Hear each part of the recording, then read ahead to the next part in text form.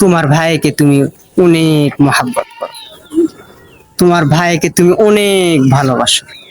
তার প্রমাণ, তোমার ভাইয়ের কিছু হলে তুমি সঙ্গে সঙ্গে দূরে চলে যাও।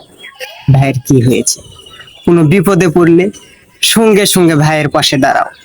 অথচ তোমার আশেপাশে যে সমস্ত পাড়া প্রতিবেশী আছে, রাস্তাঘাটে যে সমস্ত ভাই বেড়াদার আছে, যে সমস্ত মানুষ চলাফেরা করে, তারা কোনো বিপদে পড়লে তুমি কাছে যাও না।